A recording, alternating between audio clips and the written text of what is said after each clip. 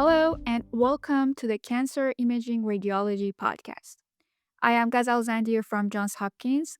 Today we have a special guest with us, and I am excited to begin our conversation. Today, we are honored to welcome Dr. David Yusem, one of the most respected educators and mentors in academic radiology. Dr. Yusem is a professor of radiology and radiological science and the former Associate Dean of Professional Development at Johns Hopkins University School of Medicine, where he has spent decades shaping the career of radiologists and physician scientists. A distinguished neuroradiologist, he trained at the University of Michigan, completed residency at Johns Hopkins, and completed a neuroradiology fellowship at the University of Pennsylvania, later returning to Hopkins to lead neuroradiology as its division chief and faculty development initiatives. He has authored hundreds of scientific publications and delivered numerous invited lectures worldwide and has served as president of the American Society of Neuroradiology. He was awarded a Lifetime Educator Award from the RSNA and received a 2025 Gold Medal from the ASNR. Beyond his scientific contributions, Dr. Yusem is widely recognized for his dedication to mentorship and for guiding trainees and faculty through the challenges of academic medicine. In this episode, we will discuss how to build a meaningful and successful career in radiology from medical school and residency to fellowship and academic leadership. Dr. Yusam, thank you again for joining us. It is a truly pleasure to have you on the podcast. Your career has inspired generations of radiologists, and we are grateful for the opportunity to learn from your experience today. I would love to start by asking you a few questions about your journey and your perspective on building a meaningful career in radiology. Well, what first inspired you to pursue an academic career in radiology? Well, I was always interested in anatomy from medical school. Fortunately, I had a father who was a physician. He was OBGYN. So I grew up in a family that my mother was a social worker. So I grew up in a family where science and the social sciences were very im- popular in discussion at the dinner table. And my father would often talk about some of his cases. In a HIPAA compliant way, of course. So I was interested in medicine very much from the beginning. And actually, I sort of like the European model. I was introduced to the 6-year program at University of Michigan out of high school, which combined a BSMD program in 6 years, which is different than typical in America. So from high school, I was pretty much shunted pretty quickly into medicine. And as I said, within medicine and medical school, it was the anatomy that was so intriguing to me. And what better part of the anatomy than the brain, which is the most intriguing organ of the body, in that this fascination between the mind and the physical anatomy of the brain always intrigued me. Um, and I do feel like I'm a little bit of a spiritual person, and again, the idea about the mind and the spirit and the physiology of the brain and how that all works was something that attracted me to radiology. And very early on, I was interested in being a neuroradiologist. So I was pretty much focused basically by age 17 to pursue this career. That was so interesting. Thank you so much. So, we think of the three pillars of academia as education, clinical expertise, and research, the model that was actually established at Johns Hopkins. Is it possible to be a triple threat like that, great in all three domains? Yeah, that's a good question. I think that that's what we call aspirational. You try to be great in everything, but the truth is that people have passions for one thing or the other, and those passions may change over the course of time. So, um, I think that you can make it in academia, you can be successful in academia if you're outstanding in only one, but most people aspire to be excellent in all three, and having that in balance is a challenge. What I often say is that things will change throughout your career. Initially, a lot of people just want to focus on being excellent clinically so that they're not making mistakes and they're so worried about, the potential patient care issues, which is relevant and which is appropriate. So initially, as you start your career, you probably focus very much on being clinically excellent and being a good reader of the films and gaining the confidence of the clinicians who are sending, you cases for review. Um, so that's, I think, at the very beginning of your career, that's the most important thing to focus on. And, certainly if we're talking to trainees in education programs and training programs, focus on great patient care, that being clinically excellent. The other aspects of your career in as far as education and research tend to be things that you mature into after you've gained confidence in being clinically competent and hopefully excellent. Thank you. Wonderful. You yourself have had periods of time when you have focused on these three domains. What advice would you give physicians focusing on clinical excellence, education, and research? I would say that the most impactful thing that I did to achieve my clinical competence was attending multidisciplinary conferences. We tend to think of ourselves like in a vacuum in radiology, and we're spewing out these differential diagnoses and patting ourselves on the back about how wise we are. And then you go to a conference, and the things that you've suggested are totally irrelevant to their consideration. And this is most true, I think, in tumor boards, for example. We can sit there and give a differential diagnosis about a particular mass, but a lot of times the clinical issues really have to do with where the mass is, where it's invading, and whether it's spread to other locations. The histology of it is not as important for the approach to the tumor by radiation therapy or by the surgeon as the spread of the tumor. So, by going to multidisciplinary boards and listening to the questions that the clinicians ask you, it really helps you to become a better clinical radiologist. So, I would say to the trainees and to early faculty members, do as much as you can to go to multidisciplinary conferences and listen to what the issues are outside of radiology, really, that they're debating between the oncologist, the surgeon, the endocrinologist, the neurologist, et cetera. From the standpoint of education, I think to gain excellence in education, you really have to think about what will make your teaching style unique. What makes Yash's ability to teach that much better than the next person? How does what's his, flavor of the month, if you will, that makes it special? Because, giving talks and doing case review things, um, you won't gain national reputation or local reputation unless you have a particular flair for one thing, a trick up your sleeve.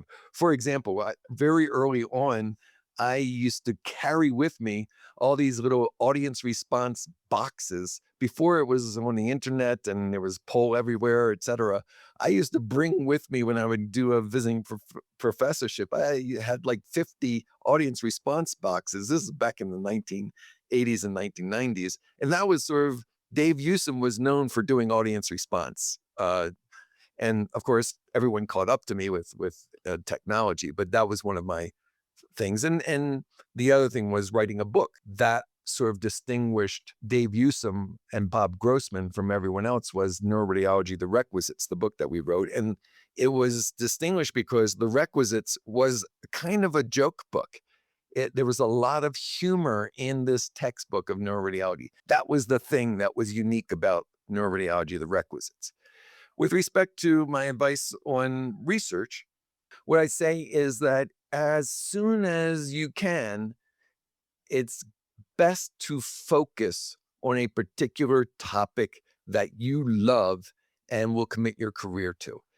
That's putting a lot of pressure on people early in their career. But frankly, Ghazal, if you write a paper about transitional cell carcinoma of the kidney, and then you write a paper about fractures of the fifth metatarsal, and then you write a paper about functional MRI in delusional um, syndrome, and you write a paper about you know perianal disease and Crohn's disease, you won't get the recognition as a national expert versus writing 5 solid papers about hepatocellular carcinoma treatment with various chemoembolic agents.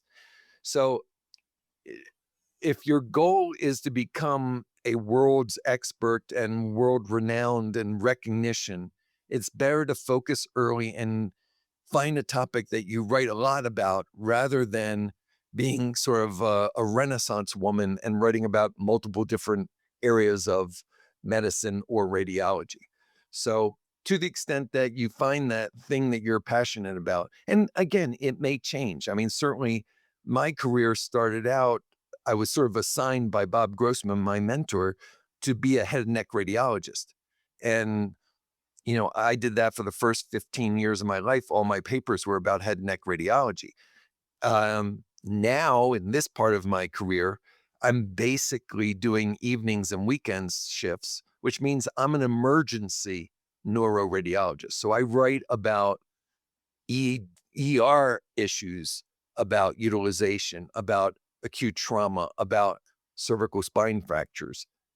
It's a far cry from what I did the first 15 years. So your focus may change over the course of time, but Dave Newsome early in his career was known as the guy who was very good at MRI of head and neck cancers. With education, I said you have to have your own flair. That is, what is your unique thing that you do? And it may be a software program that you employ with your lectures or with your interactions. It may be the humor that you bring in. It may be that you're very good at videos and doing caricatures or animations, etc. Something that that when you're at Ghazal's lecture, it's different than when you're at Dave Newsome's lecture or Max Wintermark's lecture. Exactly. Yeah. Good point. Well, thank you so much for bringing up these good points. My next question was, what is the most efficient way to truly learn radiology during residency? That you mentioned that attending a multidisciplinary conferences would help, but is it something else that you think it's worth to mention? I think that things have kind of changed. I'm in a different generation, obviously, at age 66 than the people who are in training right now. And so the way I learned radiology is different than the way people are learning radiology nowadays. What I would say is that try to figure out whether you are a visual learner or an auditory learner or an interactive learner, and focus your studies in that domain. For example, I happen to be a person who is very good at reading textbooks and outlining the textbook, and I learn very well that way. Some people learn the best when they're on the hot seat and it's all that emotions going on and they're being quizzed and their adrenaline is flowing and they will not forget that case ever again because they were humiliated by the professor who taught them that way. Some people are much better with the visual and just seeing the videos of certain uh, educational material. Some people have to be a participant in it. And what I noticed, and the reason why I used the button boxes when I did, was that most people that I was interacting with learned it by being a participant in the educational process, not just listening to Dave give a talk or a lecture very passively. They wanted to be involved in it. And that's why polling, for example, is so useful in that way as a teaching mechanism to keep people engaged. Um, so know yourself. Figure out which is the best way that you learn. Do you learn best by just sort of scrolling through the internet and going to Wikipedia and Radiopedia and whatever website it might be? Or do you learn best by sitting down with a book and reading, that textbook, that material in that format? So I can't give a wholesale advice that is universally applicable to everyone. What I would say is, you, which is your best way of learning, and then utilize that. What I will say is, and this is what I say to all of my graduating research fellows who enter residency, and that is, you have to make a commitment for studying every night. 1 to 2 hours. You skip 3 days, that's fine. Make it up on the weekends. But you can't just learn it by being in the residency. There has to be effort outside of the residency, but it doesn't have to be an exorbitant amount of time. 1 to 2 hours a night, I think, of study. And that study may be reading, that study may be interacting online, that study may be doing all other different ways of learning it, but make that commitment that I'm going to devote 1 to 2 hours every night. Oh, thank you. So, you have been in academia your whole life. So, I'm curious, what advice would you give to residents who want to pursue academic career? And also, I was thinking perhaps you can give some advice to trainees who prefer the private practice pathway. Were you ever enticed by that lifestyle choice? I guess I'll answer the last part first. No, um, I never was attracted to the private practice option, um, for two reasons. One was, a lot of times in private practice, you have to read everything. And I am so amazed and impressed by general radiologists who have mastered GU, GI, MSK, and even neuro as part of their practice. I have a hard time just keeping up with neuroradiology. The idea that someone in private practice has to be able to maintain their skill set across all fields of radiology is amazing to me. I I admire those people. Dave Newsom only has to know a tiny little fraction of radiology and keep up with it. When you get your journal, the radiology journal, the gray journal, I only have to read like 3 or 4 articles in neuroradiology, but the general radiologist has to read all the articles in radiology. And I'm like, how are they doing? How do they keep up? And I knew I couldn't do that. I'm a focused individual. So that's why academia appealed to me. Now it's true in private practice, there's a lot of subspecialization, et cetera. But the thing that I love so much about academia is the interaction with the academic faculty, the neurosurgeons, the neurologists, the ENT, the back and forth and the intellectual games and that occur, and also the collaboration for trying to move the science ahead through your research, through publications, through different studies that you do. So private practice did not appeal to me. However, my advice to the residents who are interested in private practice is that you still want to be the go-to girl, the go-to person for something in that group. You want to be the best in that 60-person group at something that they know, hey, I'm having a little problem with this temporal bone CT. I'm going to take it to Yash because that guy knows temporal bone like no one else. And that makes you indispensable. When you have a niche that is yours, that you are the absolute authority within the group, it'll make you valuable to the group. And therefore, they're going to respect and admire you, and potentially you will advance in that group. So find that area that you love and you are the best in the group at temporal bone CT, whatever it might be. So you still strive for excellence, but the focus may be a little bit that you're not as interested potentially as in writing papers, for example. And the other thing is that teaching is universal. And even in private practice, you're teaching the clinicians about things as you talk to them about what the imaging can and cannot show. So that ability to communicate and teach even outside the academic center and the university center is very important also in private practice. So that's another thing. And that I would emphasize that you don't have to give up your aspiration for being a good teacher if you're in private practice. You can be giving talks to the clinicians that are in private practice with you. So that would be my advice as far as a private practice approach. Now, your original question was about academics, and what I would say is, as I we started out, figure out whether your passion in academia is clinical excellence, teaching, or research, at least at this stage in your career, and then focus your efforts at being the best in that particular domain within a focus of radiology. Oh, wonderful. Yeah, my next question is a little bit about another aspect of being a physician. We often talk about work life balance and physician wellness. Are you in balance? Are you well? What tips would you give people for a successful and holistic physician life? Yeah, I'm not the I can't say that I'm the best person at having balance.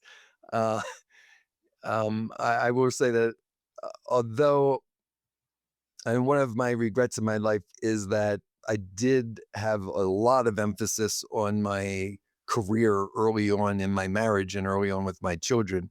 So I might have been a little bit more of an absent parent than a lot of other physicians.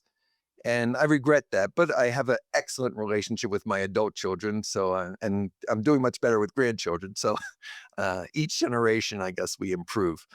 But as far as the work life balance, I probably should have read his book earlier, but Stephen Covey's book on the 7 habits of highly effective people has really been instrumental for me in understanding the importance of balance in your life. And he has an expression that he uses quite frequently in the book, and it is live, love, learn, and leave a legacy. And I often think about that. In fact, I think in the Requisites book, I put that as sort of my prelude or one of the comments. By the term live, love, learn, and leave a legacy, he says, don't forget the different domains of your life. From the standpoint of live, he's talking about your physical life, your health, your environment that you live in, your home, etc. So, and I, throughout my career, I have not neglected um, my physical health and exercise and getting outdoors and doing physical things. The second one is live, love, learn, and leave a legacy. Love. And that is your interpersonal life. I don't think that people will be happy in their life if they don't have strong relationships with other people, be it their spouse, be it their children, be it their friends. So that interpersonal, s- emotional life of loving, I think is important. And it's not like it happens automatically. You have to put time in. And I've always been very good about having date night with my spouse. We would go out, at least once a week, et cetera, and devote the time for your relationships. So that's the love point. Learn is what we do mostly in our career. That's our intellectual life. That things that stimulate you in your career. Hopefully, medicine is stimulating. Hopefully, radiology is stimulating. But there are other things. I happen to be a person who is somewhat of an aficionado about French Impressionist art, which you can see behind me if you're on the video.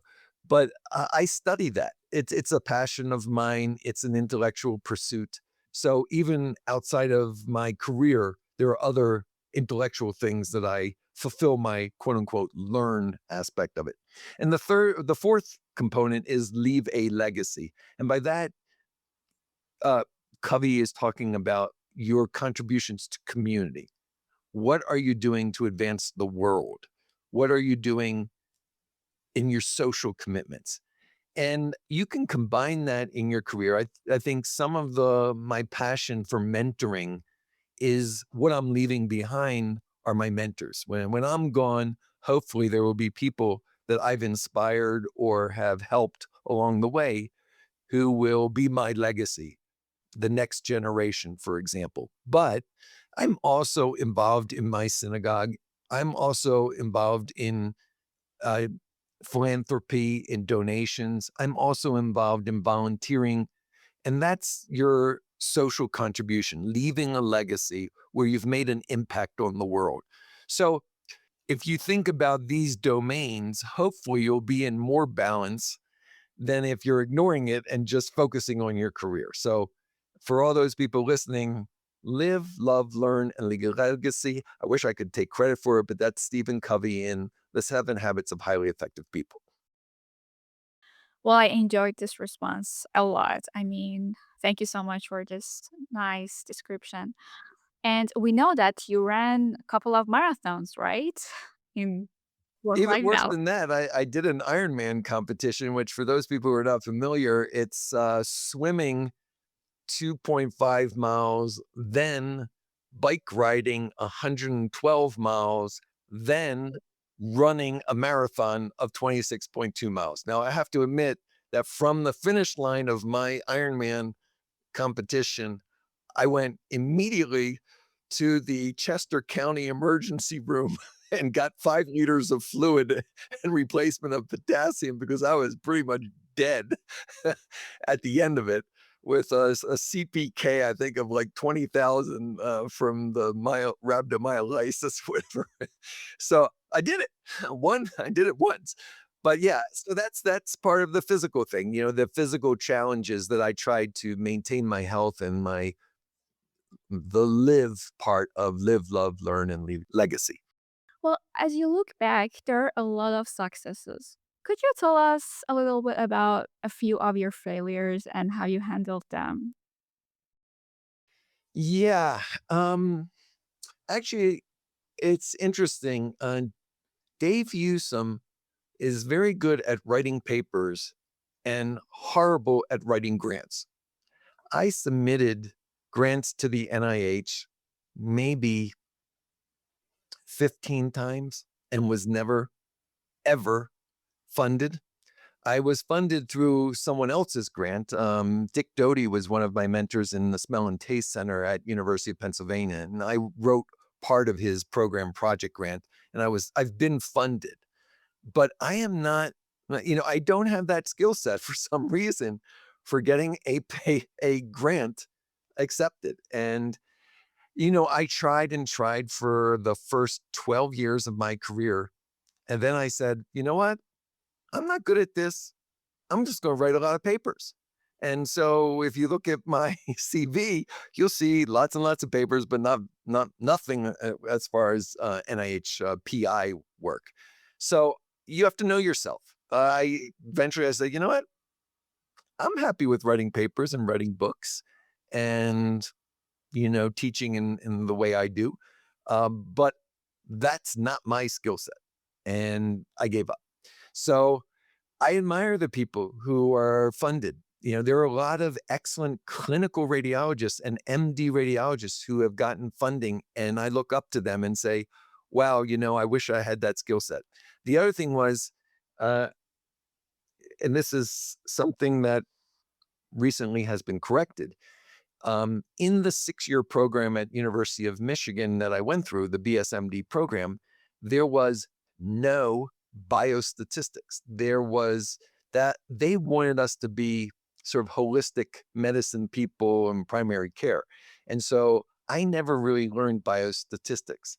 And to this day, I don't understand biostatistics. And fortunately, and I don't want to put a plug in, I'll just say that artificial intelligence has been my lifesaver because I can take my data set and say, hey, AI guru, what is the best statistical test I should use on these data and do it for me. And I have to admit that when it spits out the results, I trust the AI. I'm not sophisticated enough and knowledgeable enough to know whether that was the right test or not. And hopefully the reviewers will corrected if it's the incorrect test that was performed. But that's another area where I am totally incapacitated. I actually, Ghazal has written a paper with me. I rely on my research fellows to do the biostats because it's something that is my Achilles heel. Oh, yeah, that's a really interesting answer because we always ask these questions from our guests as our last question that if you were given a large grant with complete freedom to support the next generation of radiologists and imaging scientists, what kind of program or initiative would you create? Right. So I'm trying to think. Certainly it would have an artificial intelligence component to it, but I also think that my focus would really be on, kind of the happiness quotient. Um, because what I see in my community of academic medicine right now is such a high rate of unhappiness and burnout and this feeling like we're on a with a mouse in the not treadmill but the whatever the mouse is running on. Um, and that's not what I would hope the future generation would feel like. I think that the most recent generations have been more in balance in understanding that your career is one component of you, not you. I'm not Dave Newsom, the neuroradiologist. I'm Dave Newsom, who works as a neuroradiologist, but also is a father, a grandfather, a French Impressionist art, connoisseur, etc. So if I could be funded, it would try to I would try to focus on those aspects of one's life that bring you joy and try to create more joy in the world rather than more papers like those in the academic rat race are thinking about or even submitting grants. It's it's having people who love their work as part of their life, but not the only thing in their life. Oh, thank you so much, Dr. Yusuf. We enjoyed our conversation a lot, and it's been an honor to have you here today. My pleasure. My pleasure. I hope it's helpful to those people listening. Thank you for listening to the Cancer Imaging RSNA Radiology podcast. And thank you for being with us until the end. You can subscribe and listen on Apple Podcasts, Spotify, Google Podcasts, and other podcast platforms. We look forward to having you with us in future episodes.